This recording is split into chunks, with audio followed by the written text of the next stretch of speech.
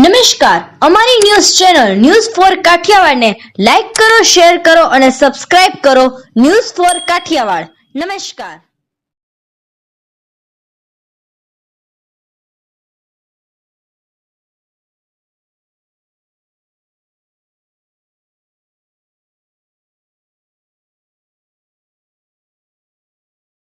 જૂનાગઢ વીર દેવાયત બોદર મેમોરિયલનું ખાતમુહૂર્ત કરાયું.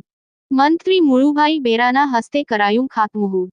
આગામી 8-10 મહિનામાં તૈયાર થઈ જશે મેમોરિયલ. મુળુભાઈ આજે જૂનાગઢના ઐતિહાસિક એવા ઉપરકોટ કિલ્લા ખાતે વીર દેવાયત બોદર મેમોરિયલનું ખાતમુહૂર્ત કરાયું. રાજ્ય સરકારના કેબિનેટ મંત્રી મુળુભાઈ બેરાના હસ્તે આ ખાતમુહૂર્ત કરાયું. નવઘણ વીર ભીમડા વાલ્મીકી દાસી વાલબાઈના ઐતિહાસિક મહત્વને પણ આ મેમોરિયલમાં સ્થાન અપાશે.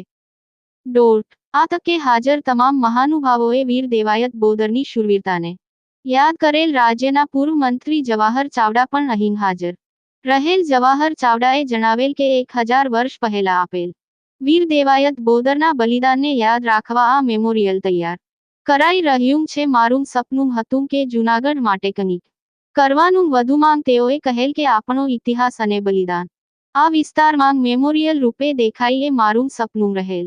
આ તકે ઉપરકોટના પાર્ટ 3 અને પાર્ટ 4 અંતર્ગત વિકાસ કામ થાય તેવી પણ મૌખિક રજૂઆત જવાહર ચાવડાએ જાહેરમાં મંત્રી મુળુ બેરા સમક્ષ રાખેલા. દરમિયાન મુળુભાઈ બેરાએ કાર્યક્રમ બાદ મીડિયા સમક્ષ વાતચીતમાં આ મેમોરિયલને લઈ ખુશી વ્યક્ત કરેલ. ઉપરાંત આગામી 8-10 મહિનામાં આ કાર્ય પૂર્ણ થશે તેવું પણ જણાવેલ. અંદાજે 4 કરોડના ખર્ચે આ મેમોરિયલ તૈયાર કરવામાં આવશે. મહત્વનું છે કે વીર દેવાયત બોદરે પુત્ર બલિદાન આપી આજથી 1000 વર્ષ પહેલા જૂનાગઢના રા વંશની રક્ષા કરેલા. તકે સ્થાનિક રાજકીય આગેવાનો અને અધિકારીઓની હારે આહિર સમાજ લોકો ઉપરાંત અન્ય સમાજના લોકો પણ હાજર રહેલ.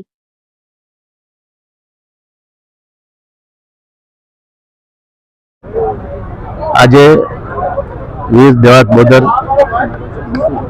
રા નવગણ ના વંશો અને જેની બલિદાન જુનાગઢ માટે રાષ્ટ્ર ધર્મ માટે આપ્યું છે એવા વાલબાઈ વડાળાનું હોય કે વાલ્મીકી જે ભીમડા વીર ભીમડા હોય એના માટે એક સ્મારક એટલે કે મેમોરિયલ બનવા જઈ રહ્યું છે.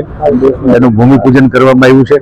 ખૂબ મોટી સંખ્યામાં આજે આ ઉપરકોટ ખાતે વીર દેવાયત બોદર રા નવગણ અને જે વાલબાઈ વડાળા અને વીર ભીમડાનો જે સ્મારક અથવા મેમોરિયલ અહીં બની રહ્યું છે એના ભૂમિપૂજન પ્રસંગે ઉપસ્થિત રહ્યા. ખૂબ સરસ રીતે કાર્યક્રમનો સંપન્ન થયો. આપણા આદરણીય વડાપ્રધાન શ્રી વિકાસની સાથે વિરાસતની જે રીતે વાત કરે છે એમાં ભારત સરકાર, રાજ્ય સરકાર આવો જે આપણો અમરગાથાઓ છે, જે ઐતિહાસિક ધરોહરો છે, ઉજળો ઇતિહાસ છે, એવા દરેક જગ્યાને આજની પેઢીને પણ એનાથી માહિતગાર થાય, એમાંથી પ્રેરણા લઈ શકે એટલા માટે આ પ્રકારના સ્મારક, મેમોરિયલ અને મ્યુઝિયમો છે એનો વિકાસ, જે જૂના મ્યુઝિયમ છે એનું રિસ્ટોરેશન અને નવા મ્યુઝિયમોનું પણ કામ અમારા રમતગમત અને સાંસ્કૃતિક વિભાગ દ્વારા કરવામાં આવી રહ્યું છે. આ કામનો લગભગ અત્યારે કામની મુદત 9 મહિના 10 મહિના જેટલી છે અને અત્યારેની જે પ્લાન એસ્ટિમેટ બન્યા છે એ પ્રમાણે 4 કરોડ રૂપિયાનું જે સ્મારક છે એ આવતીકાલે ખાસ મુખ્યમંત્રી સમગ્ર વિશ્વ જે બાબતની નોંધ લે છે એવી ઘટનાઓ જવલ્લે બનતી હોય છે. અંદાજે 1000 વર્ષ પહેલા જે વીરવર મહાપુરુષે દેવાયત બાપા બોદરે પોતાના રાષ્ટ્રને બચાવવા માટે, પોતાના રાજવીનું રક્ષણ કરવા માટે પોતાના દીકરા શહીદીએ બલિદાનો આપ્યા છે. એ બલિદાનની યાદી રૂપે આજે રાજ્ય સરકાર દ્વારા એ જગ્યા ઉપર જૂનાગઢના ઉપરકોટના એ વિસ્તાર ઉપર કે જ્યાં સમગ્ર વિશ્વએ ભૂતકાળમાં નોંધ લીધી હતી એનો આ કાર્યક્રમ આજે અહીંયા થયો એના મેમોરિયલનો. અને મેમોરિયલ હોલ કદાચ કે મેમરી એટલા માટે બનાવવી જરૂરી હોય છે કે આવનારી પેઢીને પણ ક્યાંક એમાંથી શીખવા મળે કે મારા તમારા પૂર્વજોએ, મારા તમારા વડવાઓએ રાષ્ટ્ર માટે શું કર્યું છે. આજે માણસ દિવસે ને દિવસે સ્વકેન્દ્રી વલણ તરફ આવી રહ્યો છે ત્યારે વિકેન્દ્રી વલણ સાથે પોતાના દેશ માટે, પોતાના રાજવીઓ માટે, પોતાનું રાષ્ટ્ર ધર્મનું અનુકરણ કરવા માટે અને અનુસરવા માટે શું શું થઈ શકે છે અને ઉત્તમ ઉદાહરણ એટલે વીરવર દેવાયત બાપા બોદર. અને આજે એમના સહિત જે મહાપુરુષોએ એ સમયમાં બલિદાન આપ્યા છે એમના મેમોરિયલનું ખાતમુહૂર્ત જે થઈ રહ્યું છે એ આવનારી પેઢીને નવા દિશા સૂચન સાથે 100% સૂચવશે કે રાષ્ટ્રભક્તિ શું હોવી જોઈએ, રાષ્ટ્રહિત શું હોવું જોઈએ. એ અભિનંદનને પાત્ર છે, આવકાર્યું છે. એટલે આપણી જે બલિદાનની ગાથા છે, આપણી જે શૌર્ય ગાથા છે અને આખી આપણી સાંસ્કૃતિક ધરોહર છે એ મજબૂતીથી યુવા પેઢી એની સાથે જોડાય એ ઉદ્દેશ્યથી પણ આપણે જે ગર્વ લઈએ છીએ આ 4 આપણા વીર પુરુષોના બલિદાન માં એને વધુ ઉજાગર કરવા માટે આખી મેમોરિયલની અહીં સ્થાપના અને એનું આજે ખાતમુહૂર્ત કરવામાં આવ્યું. મેં મારી વાતમાં કીધું એમ સૌથી મોટી પ્રતિથિ અહીંયા જે બધા લોકો સ્વયંભૂ મુળુભાઈએ પણ એમની વાતમાં કીધું કે વગર આમંત્રણે બધા ખૂબ ઉત્સાહથી અનેક આગેવાનો આવ્યા હતા, બધા સમાજોમાંથી આવ્યા હતા.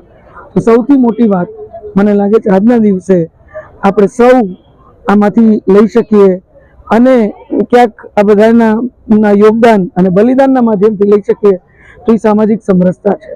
આપણે સૌ એક હશું તો જ આપણી ભાવિ પેઢીના સંઘર્ષોને આજે આપણે ઓછા કરી શકશું, એક થઈ અને વિકસિત ભારતમાં ક્યાંક યોગદાન આપી શકશું.